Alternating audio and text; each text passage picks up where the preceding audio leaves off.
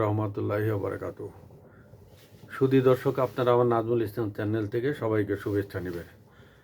আজ আমি যে বিষয়ে বলবো, বাংলাদেশে 5ই আগস্ট যে আম, আন্দোলনটা হয়েছিল, এই আন্দোলনটা কেউ বলে গণ অভ্যুত্থান, কেউ বলে বিপ্লব।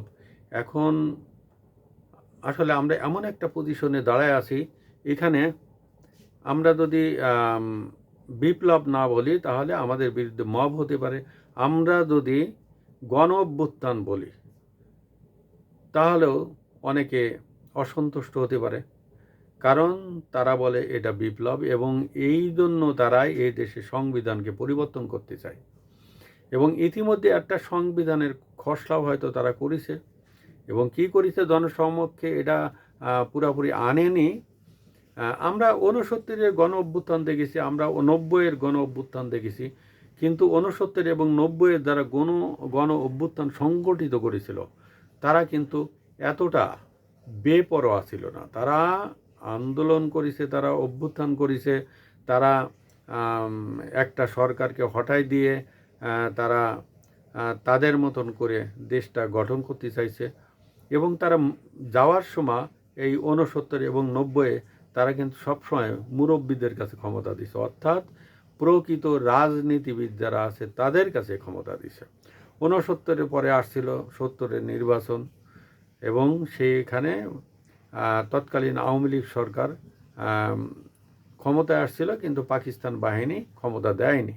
90-এর ইরশাদ সরকারকে হটিয়ে সেখানে যে আন্দোলনটা হয়েছিল, এবং তারপরে নির্বাচনের মাধ্যমে 91 সালে ক্ষমতায় আসছিলেন তৎকালীন প্রধানমন্ত্রী বেগম খালেদা জিয়া, এবং বাংলাদেশের সমস্ত বিরোধী দলগুলো এক হয়ে ইরশাদের বিরুদ্ধে আন্দোলন করেছিল।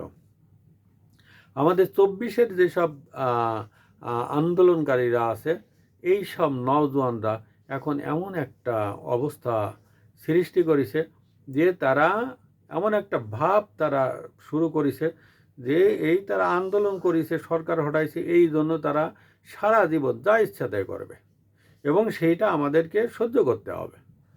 তারা হত্যা, গুম, জ্বালাও পোড়াও, সন্ত্রাস, ধর্ষণ, চাঁদাবাজি সব কিছু করবে।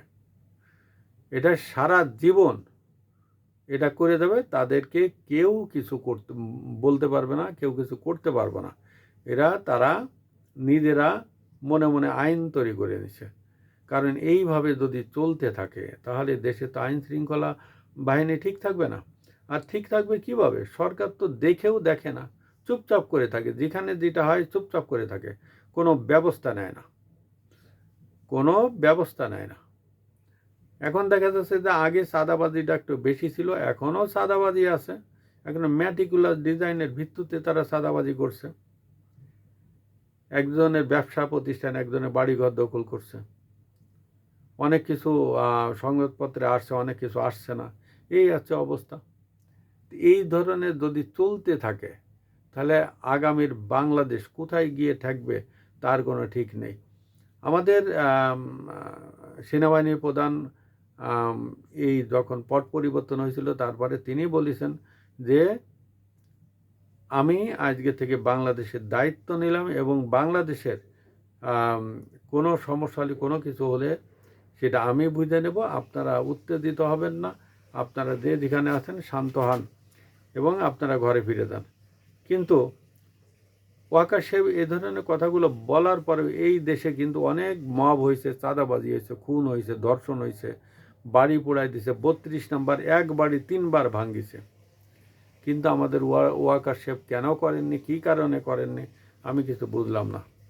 তিনি আসলে প্রতিরোধ করতে কি সাহস পাননি, নাকি না ইচ্ছা করে করেননি, বা এইসবের সমর্থক তিনি, এটা আমাদের বোধগম্য নয়।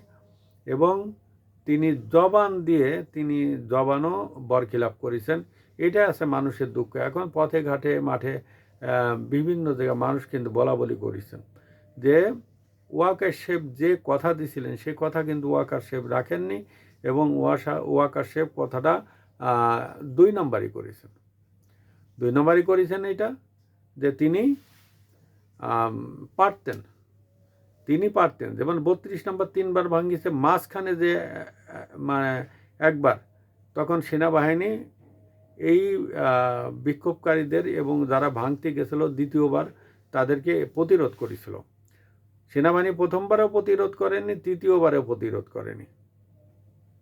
ওইবার কেন তারা প্রতিরোধ করেছিল এটা আমরা বুঝতে পারিনি, তবে হয়তো ভিতরে কোনো কিছু থাকতে পারে, তো এই কারণে প্রতিবাদ করেনি।